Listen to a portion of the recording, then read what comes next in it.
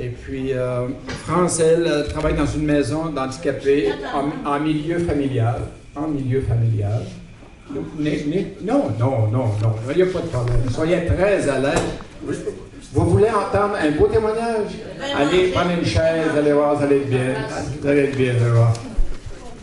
Alors, elle travaille en maison d'handicapés en milieu familial, c'est ça. Ils sont au Seigneur depuis 2014. Ils servent le Seigneur à travers la musique, multimédia également. Et puis, ils veulent s'étendre, ils veulent répandre. C'est peut-être un premier matin pour eux autres, pour se répandre à l'extérieur de leur région. D'ailleurs, ce matin, c'est ce qu'ils font. Ils vont nous témoigner de leur vie, de leur amour du Seigneur. Et déjà je le proposais tout à l'heure, une extension pour aller au Saguenay, faire la même chose. Alors, on verra dans les prochains mois, ça sera une possibilité. Déjeuner de la Saint-Valentin. Pardon? Déjeuner de la Saint-Valentin. Aujourd'hui, c'est déjà... Ah, ben oui, c'est vrai, comme à chaque année, c'est comme une tradition. Oui, on peut appeler ça une tradition. On essaie à chaque année, en février, lors du témoignage, au lieu d'être une personne, un homme ou une femme, on fait venir un couple. Le couple, à travers leur amour, ils viennent en plus de témoigner de leur amour du Seigneur. Alors, ce matin, on commence par France. France va nous parler un peu, ils vont tous les deux faire une partie de leur vie, et puis après ça, ils vont nous emmener un autre chant de louange, et ils vont terminer à ce moment-là sur la façon qu'ils servent le Seigneur, comment le Seigneur est dans leur vie.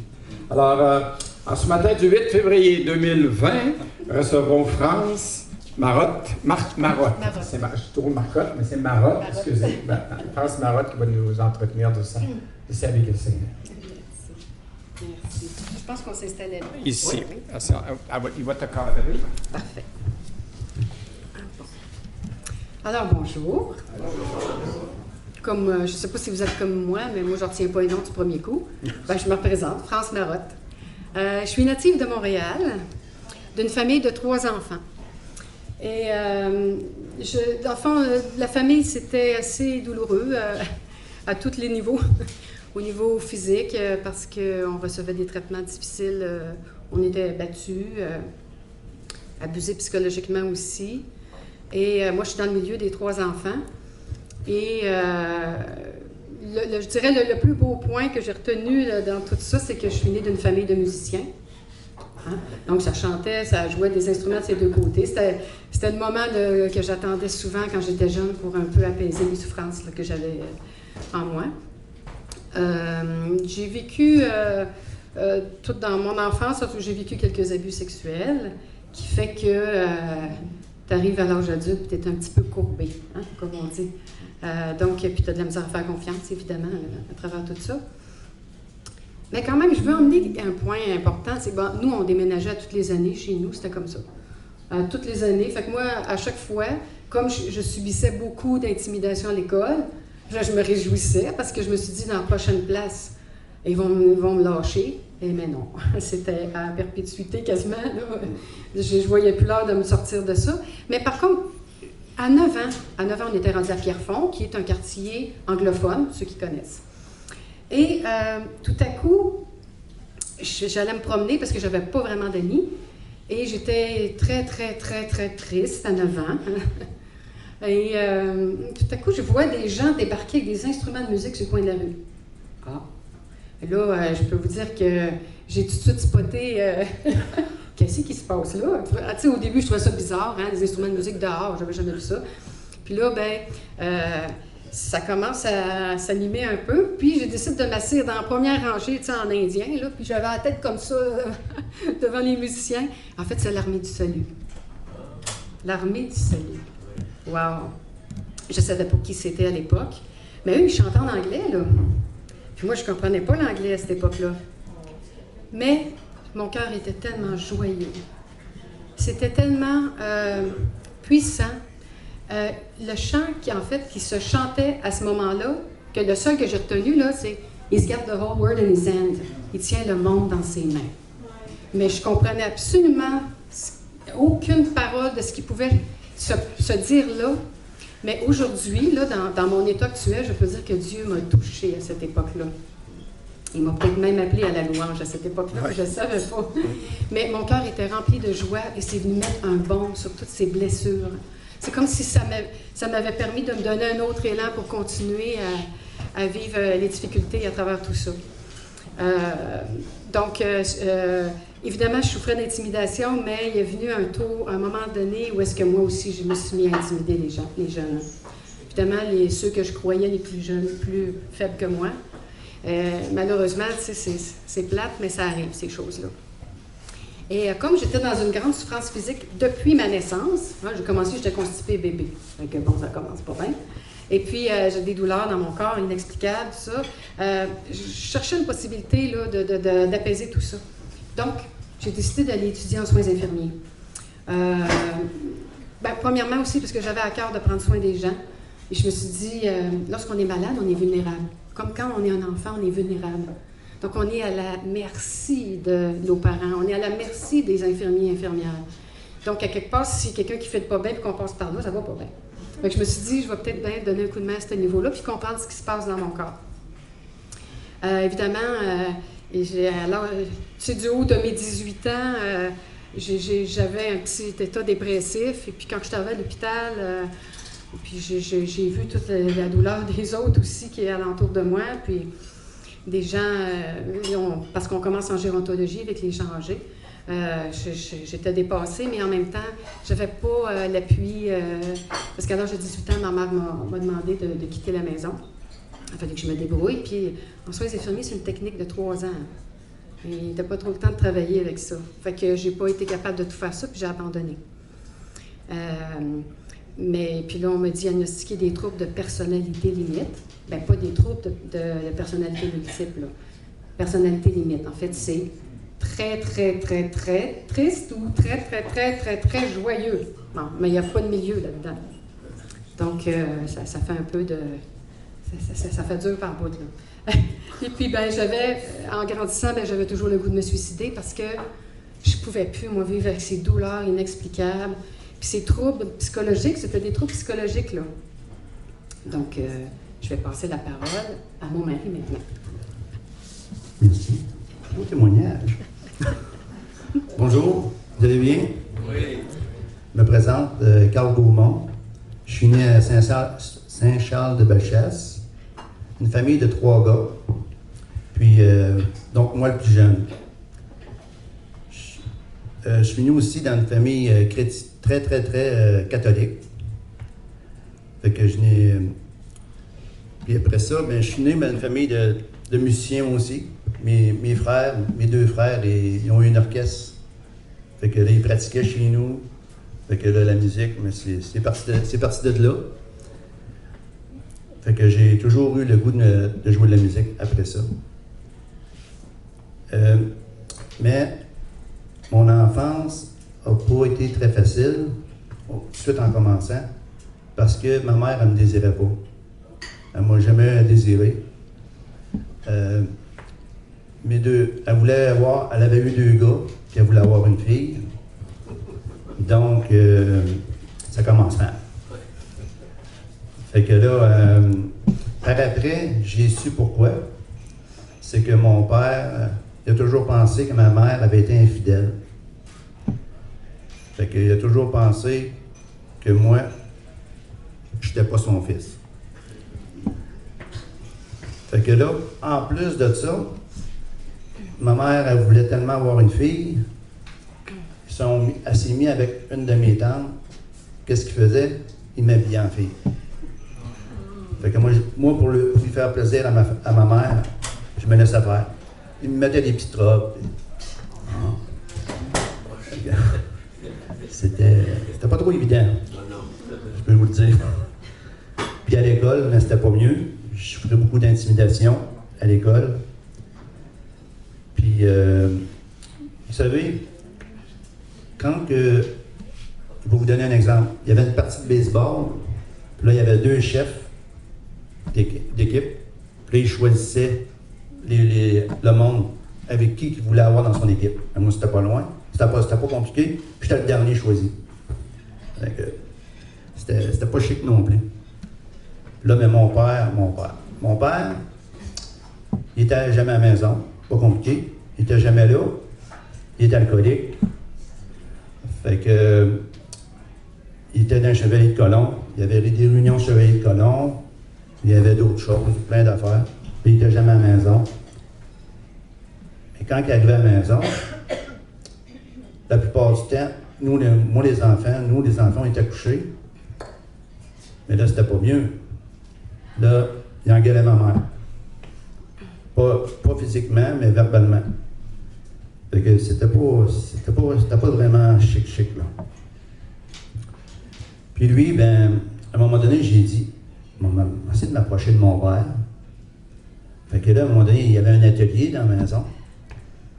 Fait qu'il s'en va dans son atelier. J'arrive dans l'atelier, je dis, Père, j'ai dit, j'aurais le goût de t'aider aujourd'hui.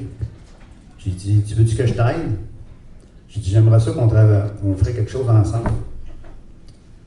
Il dit, non, j'ai pas besoin de toi. Il dit, c'est beau, tu peux t'en aller. Fait que j'ai été rejeté par mon père aussi. Fait que ça fait dur sur le cœur, dans le cœur, de se faire rejeter par son père en plus qu'à l'école. Fait que là, j'ai grandi. Là, je me suis trouvé quelque chose. J'ai dit, bon, OK, mon père, il veut pas vraiment rien savoir de moi. Fait que j'ai dit, j'avais une bonne job. Je travaillais chez Prévost-Corps à Sainte-Claire pour les autobus, pour ceux qui connaissent. Fait que j'avais un bon salaire. J'ai dit, c'est correct. J'ai dit, il m'a dépensé mon argent dans les voitures. Moi, j'aimais les voitures. Fait que j'ai dit, OK, il m'a dépensé ça, mon argent là-dedans. Fait que comme ça, je vais faire mes affaires à moi, tout il va être correct. Fait que je m'achetais quasiment une auto neuve quasiment toutes les années. J'avais une auto neuve, je la vendais, je l'en rachetais un autre. C'était pas mieux, mais en tout cas. Là, ben, j'ai commencé à prendre de la boisson. Mon père était un alcoolique. Oh. Plan B. Excusez-moi. Un, deux, non. Fait que là, mon père, il était alcoolique. Puis là, ben, moi, je voulais pas ressembler à mon père. Mais j'avais quasiment juste ça qui me restait dans la vie, d'avoir du plaisir. Fait que j'ai commencé à prendre de la boisson. Prendre de la boisson. Puis là, à un moment donné, je suis allé dans un bar. Puis j'ai rencontré France. Hein, oui, dans un bar. Ça fait drôle de dire, mais c'est ça pareil. Dieu est grand. Ouais, Dieu est grand. On s'est rencontrés en 2001. Puis, je te donne la parole, ma chérie. Non, on fait un chant avant. Non, on va le faire un petit peu plus tard, je pense. Bon, OK. On le fera après. Genre, ici, juste avant. Okay, juste avant de donner de Dieu au Seigneur, on va faire le chant. Je trouve que c'est vraiment une belle... Oui, c'est vrai, tu as raison. Ouais. Continue. Oui, alors, quand on s'est rencontrés, hein, ouais. On savait qu'on se marierait ensemble. Ouais. Mais, même dans toute notre souffrance, là, on savait. Puis le jour même, on savait, mais on ne voulait pas se le dire parce qu'on se serait traité de dépendant affectif. Hein? Ah oui, c'est vrai. Non, mais dépendant affectif. Non, mais non, contre le stylo qu'on a eu ensemble. Ah non, mais ça va être trop quelque chose. Ouais, c'est ça qu'on s'est fait. Hein? Oui, c'est ça. C'est dans le fond, quand on s'est mis à la fin de la soirée à danser, dans le fond, on a su ça a connecté ici. Il s'est passé quelque chose en tout cas, mais on savait qu'on était pour se marier. Donc, on s'est mariés en 2002. Sachant toujours qu'on était faits l'un pour l'autre. Mais on croyait en Dieu, on croyait en Jésus, au Saint-Esprit. On mêlait un petit peu toutes sortes d'affaires avec ça. Puis là, à un moment donné, au début de notre mariage, on s'est fait proposer d'être un couple junior aidant pour les cours de préparation au mariage avec un couple senior, qu'on appelle. Donc, on s'est embarqué, bon, dans l'Église catholique, tout ça, on faisait ça. On était contents là, de ça. Sauf que là, il y a eu une grosse déception majeure. Puis moi, dans mon caractère proche, c'était beau de voir ça. Mais en fait, ce qui est arrivé, c'est que le mari de la femme m'a fait des avances. Moi, j'étais à terre. Je me suis dit, je débarque de ça et j'ai envoyé tout balancer. Donc, en tout cas, c'est ça qu'on a fait, dans le fond. Puis là, je ne savais plus trop à quoi m'accrocher. Ben, on ne savait plus trop à quoi s'accrocher. Oui, c'est vrai. On y était pas mal. Oui, c'est ça. On savait plus trop à quoi s'accrocher exactement. Puis là, on a pris la mauvaise voie. On est allé dans les sciences occultes. Et en fait, moi, je cherchais toujours des solutions à mes douleurs. Puis, ça a passé temporairement, mes douleurs, mais temporairement, sans savoir que ça allait s'aggraver après. Hein? Donc, mais dans le fond, rapidement, ce qu'on veut dire à propos de ça, c'est que nous, on donnait des soins énergétiques, puis ils nous disaient de charger 125 $ la séance d'une heure. On supposait libérer des gens de douleurs, de toutes sortes d'affaires. Bon. Mais nous, là, ça n'allait pas dans notre cœur, cette affaire-là. Non. 125 piastres. Tu sais, on se disait, voyons, il me semble que, tu sais, on croyait en Dieu à travers tout ça, là, mais on l'a tellement mêlé, mais on se disait, c'est impossible que seuls les gens qui ont de l'argent peuvent s'en tirer. Ouais. C'est impossible. Impossible. Ah, puis j'ai trouvé le verset, finalement, dans Matthieu 10, verset 8. Hein? Tu reçois gratuitement, tu donnes gratuitement. Mais on l'avait pas trouvé à cette époque-là, mais c'était comme enfoui en dedans de nous, cette affaire-là. Fait qu'on a tout envoyé balancer, cette affaire-là. Et puis là, évidemment, je me suis remis à souffrir encore plus, davantage dans mon corps. Pire qu'avant. Et je voulais me suicider, je tenais vraiment à un fil. Mais vraiment à un fil. Puis Carl, il buvait de plus en plus. Mais avant de continuer, on va vous faire un beau chant qui m'a été inspiré par Dieu. Dans le fond, c'est une composition... d'elle. Oui, puis moi, je dis toujours, c'est Dieu qui m'inspire ces chants-là. Mais c'est comme, en tout cas, la douceur de Jésus, encore une fois, là, qui est interprétée à travers ces chants-là. Je ne sais pas si ça va marcher.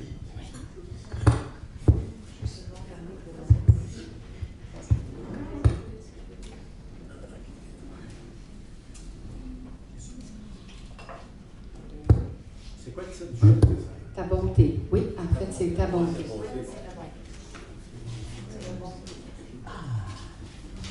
Parce que quand on suit Jésus, c'est pas toujours évident. Puis des fois, on tombe. On est humain. Mais Dieu, dans sa grande bonté, nous accueille toujours.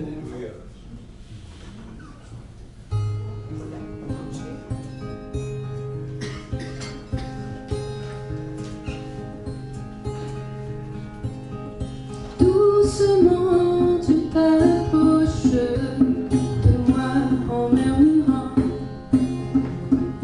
N'aie pas peur, c'est moi, Jésus, qui vient de toi. Puis soudainement, cette tempête se calme en moi. En entendant le doux son de ta voix, Seigneur. Dans ta bonté, tu t'es livré pour moi, Seigneur, sans rien compter pour me sauver. Tu m'as relevé, tu m'as donné ma dignité. Me voilà prosterné pour t'adorer. Quand le doute a raison de ma foi, je crie vers toi. Tu me rappelles alors les promesses de la foi. C'est alors que je confesse mon incrédulité. Chaque fois tu me reçois, Seigneur mon Dieu. Oh, tu es grand. Et à chaque fois tu me reçois, Seigneur mon Dieu. À chaque fois tu me reçois, Seigneur mon Dieu.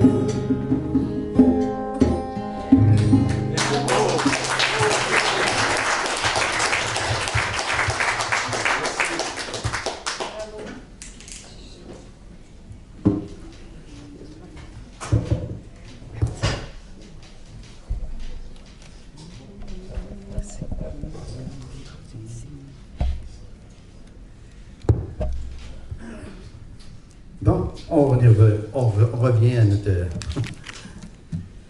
témoignage.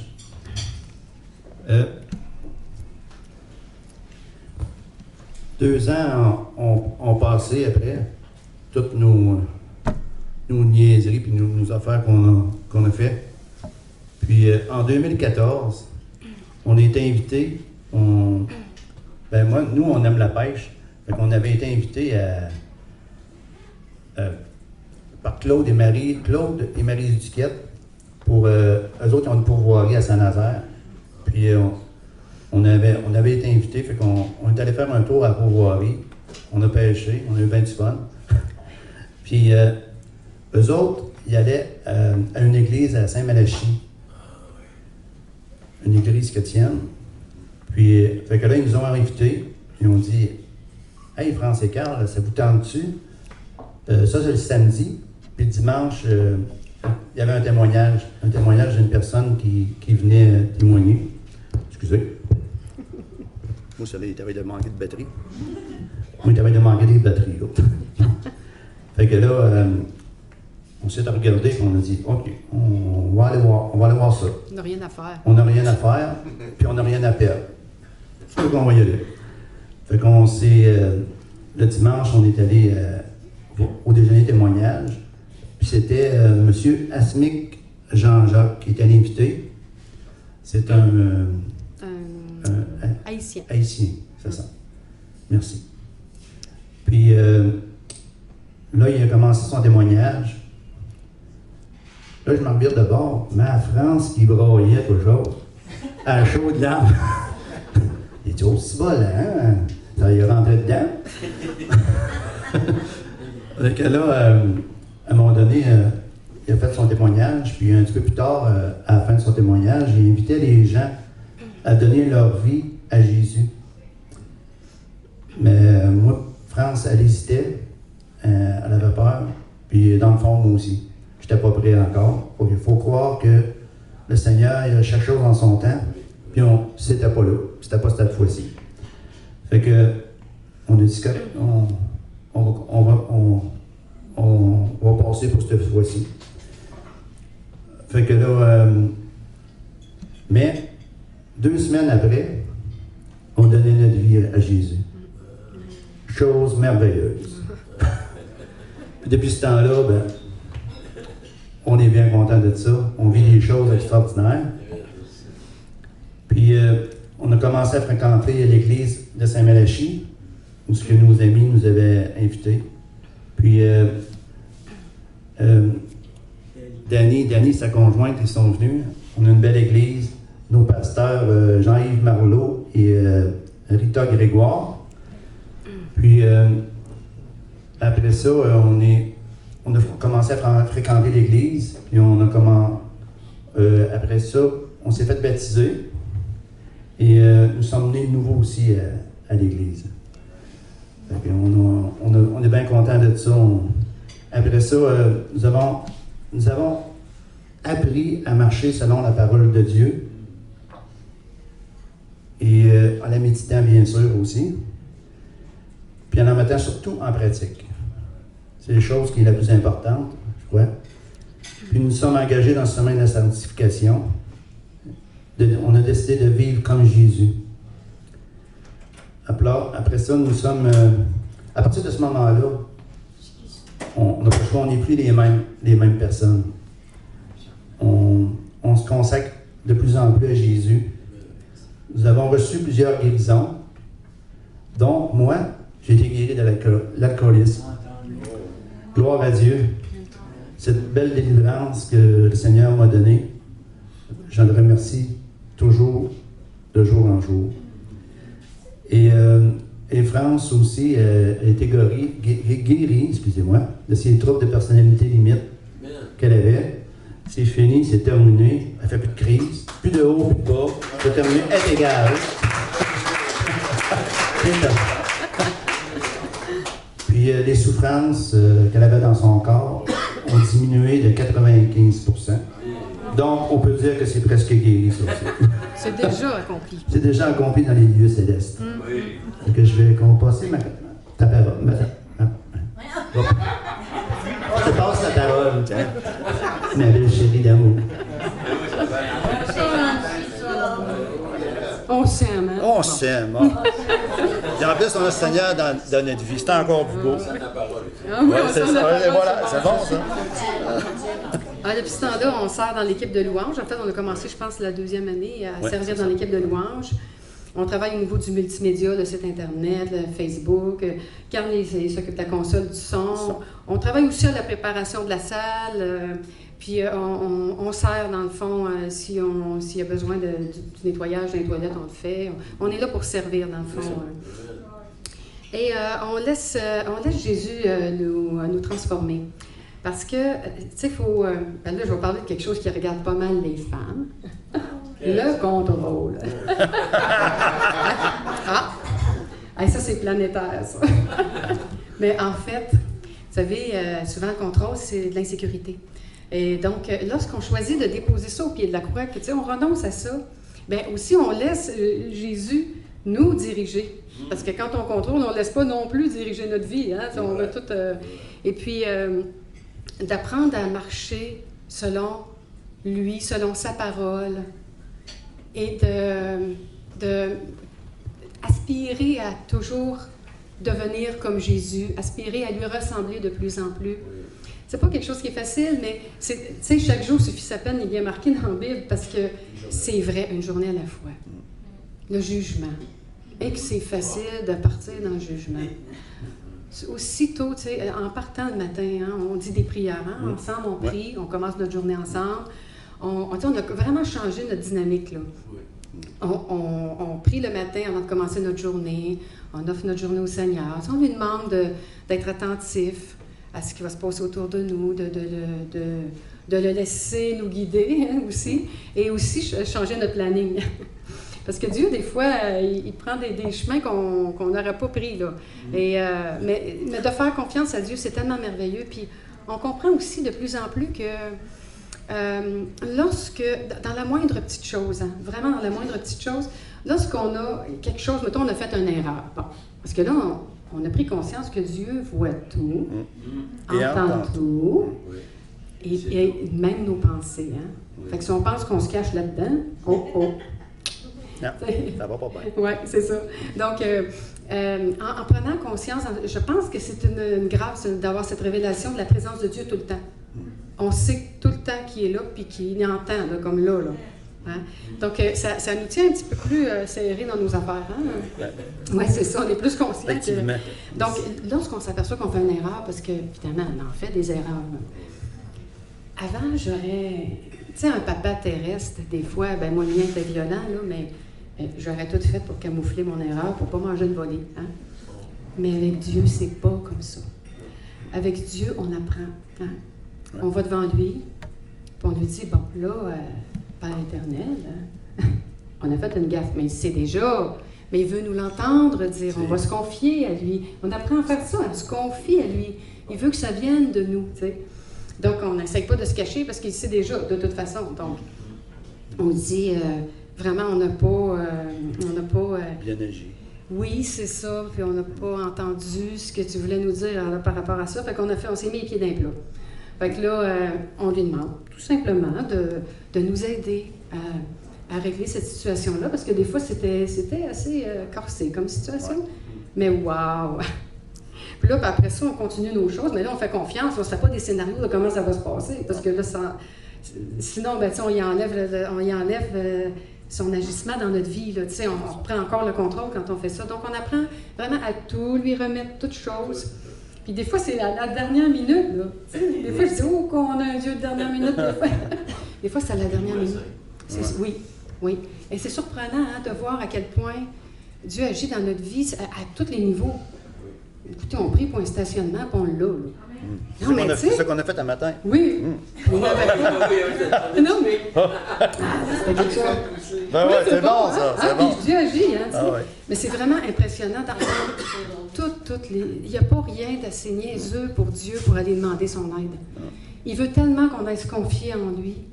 Puis toujours, tu sais, à travers Jésus, là, c'est l'amour de Dieu, là, je suis sûre que j'en comprends pas encore toute la profondeur parce que c'est quelque chose qui aurait donné son enfant pour sauver le monde, sachant aussi que certains auraient dit non. Tu sais, c'est une vie, là. Dieu, oui, tu sais, a livré son Fils pour nous. Donc, plus on avance, plus on a cette conscience profonde de comment Dieu a aimé, nous a aimés pour avoir livré son propre Fils. Nous, on n'a pas d'enfants, là, on n'a pas été capable d'en avoir, mais ceux qui ont des enfants ici, là, hein, on aurait dû, tu sais, livrer notre enfant pour... pas sûr, là. Pas sûr. Non. Et puis, de toute façon, ça prenait quelqu'un qui n'avait jamais pensé aller contre son Père, aller contre Dieu. Ça prenait une personne parfaite pour porter le châtiment, hein, parce que nous, on n'était pas dignes de ça. Là. Donc, vraiment, on glorifie Dieu dans tout ce qui se passe dans notre vie et on veut aller au-delà. Et c'est incroyable parce qu'on lit la parole de Dieu aussi et on s'aperçoit que dans un verset qui a l'air comme ça, là, tel quel, tout à coup, il y a une profondeur on appelle ça des rémas, des révélations, en tout cas. Et puis là, tout à coup, ça concorde avec ce qu'on vit. Avant même de commencer notre journée, des fois, on tombe sur des versets, on dit « Hein, c'est vrai qu'on va avoir à... » Ou des fois, on ne comprend pas trop, mais que le soir, on a compris, on a lu ça le matin, parce que ça s'est proposé dans la journée. C'est incroyable. C'est vraiment d'apprendre à lâcher prise. Il a y faire confiance aussi. Oui, à lui faire confiance, puis laisser Jésus guide notre vie. C'est ça. Guide-nous. Puis, tu sais, il l'a promis, hein, je serai avec vous jusqu'à la fin du monde. Oui. Donc, il est là. Même dans la tourmente, il est là. Gardons les yeux fixés sur lui. Hein? Est-ce que tu voulais rajouter quelque chose, chérie? Non. Non, ça va bien? Ça va bien. Mais en tout cas, on voulait peut-être répéter les versets, Ouais. nos versets préférés. Hein? Je te laisse la parole pour le dire. Ben moi, mon verset préféré, c'est dans Jean 14, 6, qui dit, Jésus lui dit, « Je suis le chemin, la vérité et la vie. Nul ne vient au Père que par moi. » Ça, je trouve ça très intéressant. Puis moi, c'est ce verset-là qui est venu me chercher direct dans le cœur. Et toi, le tien? Eh bien, moi, c'est Ésaïe 55, versets 10 et 11. Et ce verset-là, quand je l'ai lu, je trouvais que c'était un verset d'espoir. Parce que ça dit « Comme la pluie et la neige descendent des cieux, et n'y retournent pas sans avoir arrosé, fait gonfler la terre, et fait germer les plantes, sans avoir donné de la semence au semeur et du pain à celui qui mange, ainsi en est-il de ma parole, hein, de la parole de Dieu, qui sort de la bouche de Dieu, évidemment de ma bouche. Elle ne retourne point à moi sans effet, sans avoir exécuté ma volonté et accompli mes desseins. » Ça veut dire que la parole de Dieu est vivante. Et que si on la médite et qu'on la lit, moi je trouve ça important de la lire à haute voix, que mes oreilles entendent. En plus de ça, je proclame. Ça veut dire que par les meurtrissures de Jésus, je suis guéri. Jésus a porté ça aussi à nous, là, pour nous à la croix. Là. Donc, la guérison, elle s'est déjà accomplie. Là. Oui. Hein? Des fois, on ne sent pas toujours dans notre corps, mais c'est déjà accompli. Oui. Il y a quelque chose, tu sais, méditons la parole de Dieu, on médite la parole de Dieu, elle fait son œuvre en nous, et puis ça le dit, la parole, elle est plus tranchante qu'une épée à double tranchant. Elle est capable de séparer, hein? Oui. La moelle, oui, les jointures, c'est ça. Tout est accompli dans les lieux célestes. Tout est accompli dans les lieux célestes. Dans le fond, là, la seule chose qui nous reste à faire, là, c'est d'attendre que ça descende dans notre cœur. Les guérisons, là, sont accomplies, tout est accompli. Il n'y a pas personne de malade, tout a été porté à la croix. La seule chose qui reste à faire, c'est s'arranger pour que ça nous descende dans notre cœur, puis avoir la foi, bien sûr. La foi et la confiance en Dieu. Alors, c'est tout. Merci. Merci beaucoup.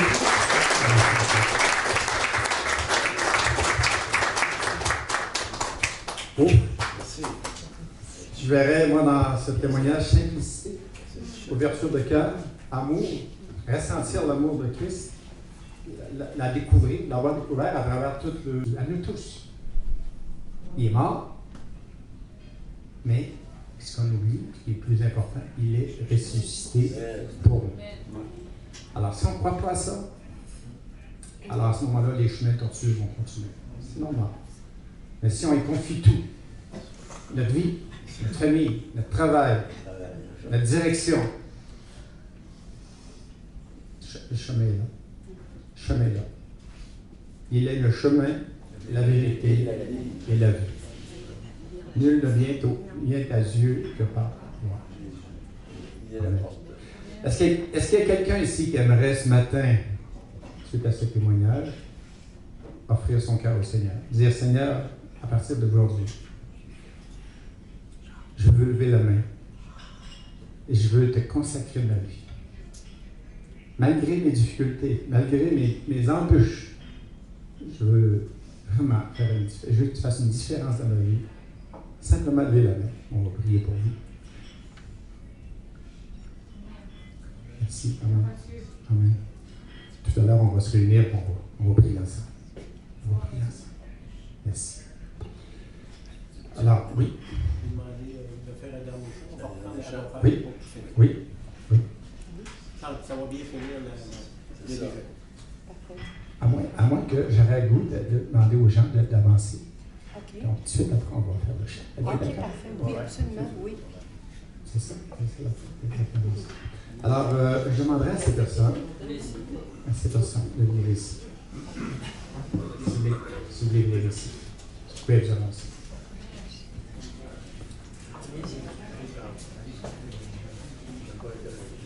Vous avancez. Il n'y a pas de grave. On va ici, simplement ici. Simplement ici. On ne fera pas ça officiellement. On va faire ça officiel devant le public. On va faire ça ici. On dit ça tout le monde? Non. Ça arrive. Mais ici. Regarde. Tournez-vous vers moi. Ça va être moins gênant. Dieu est là.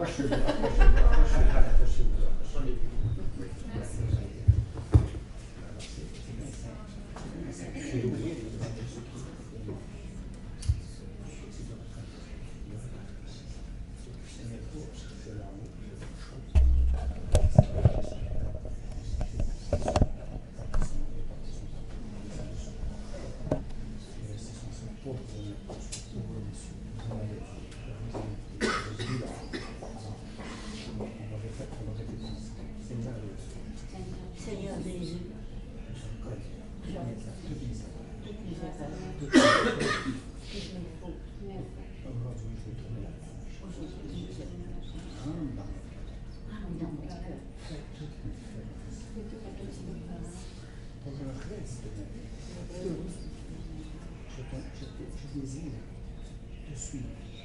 Je désire te suivre. et pardonne-moi. Et merci pour tout ce que tu fais. Et merci pour tout ce que tu fais pour moi et que tu vas faire pour moi dans le futur. Amen. Merci Seigneur. Bénis le Seigneur. Bénis ses enfants. Seigneur. Ce sont tes enfants. Seigneur, que ce soit avancé dans ces propos. Toute la différence que tu vas faire dans le et que ta grâce infinie soit sur eux. Amen. Amen. Alors, à partir d'aujourd'hui, si votre prière est sincère, vous êtes en dessous, vous êtes en dessous de ça.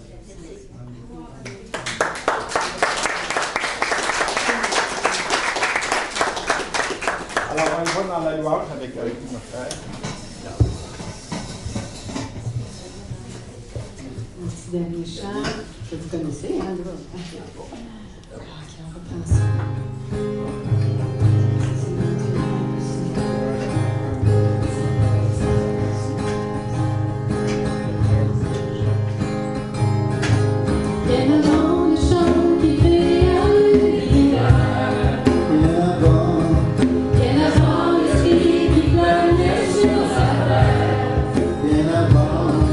Bien avant que tu me formes de la poussière,